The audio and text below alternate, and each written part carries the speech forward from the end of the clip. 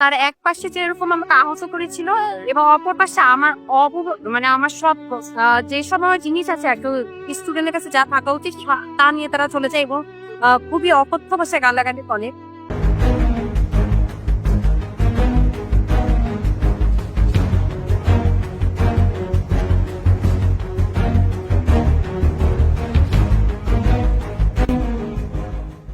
আসসালামু আলাইকুম। আমি জান্নাতুল নাইম জুসি, ইডেন মহিলা কলেজের একজন শিক্ষার্থী। আমি 15 জুলাই ইডেন মহিলা কলেজের পক্ষ থেকে আমরা বিশ চত্বরে আসি। আহ একটু মানে মারামারি আজকের যে আমরা যে বাংলাদেশটা পাবো এটা হবে আমরা বুঝতে পারিনি।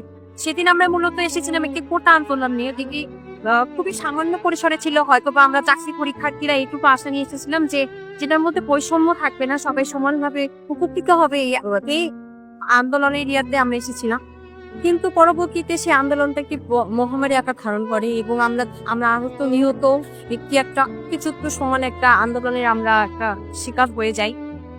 15 জুলাই আমরা ঠিক এই জায়গাতে দিই, আমার অপোজিট সাইডে আমি হচ্ছে ছাত্রলীগ করতে মার খাই এবং তারা আমাকে একজন নারী হিসাবে তারা যেভাবে আমাকে নৃশংসভাবে মেরেছে যা কল্পনার বাইরে।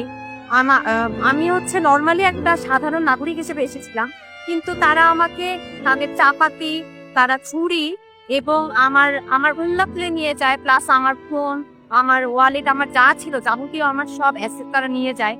তার এক পাশে যেরকম আমাকে আহত করেছিল এবং অপর পাশে আমার মানে আমার সব যে সময় জিনিস আছে একটা স্টুডেন্টের কাছে যা থাকা উচিত তা নিয়ে তারা চলে যায় এবং খুবই অকথ্য ভাষায় গালাগালি করে।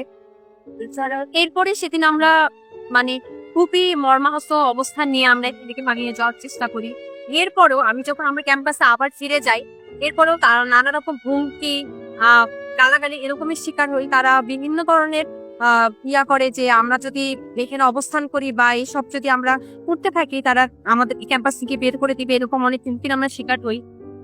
যাই হোক, আজকে আমরা এই হাসিনা বিদায় বা হচ্ছে এই সন্ত্রাসী হামলা থেকে আমরা মুক্তি পেয়েছি। এই জন্য হয়তো আজকে আমরা জুলাইয়ের স্মৃতি ফাউন্ডেশনের উদ্দেশ্যে ইয়াতে বা তাদের সহযোগিতা আমরা এখানে বক্তব্য দিতে পারছি, এটার জন্য তাদেরকে ধন্যবাদ জুলাই অনুষ্ঠানের এই প্ল্যাটফর্মটাকে। এবং আমি সকল ধরনের শহীদ এবং যারা জুলাই আহত হয়েছে এবং নিহত হয়েছে তাদের সবার প্রতি অনেক হচ্ছে মর্মহত ইয়া প্রকাশ করছি।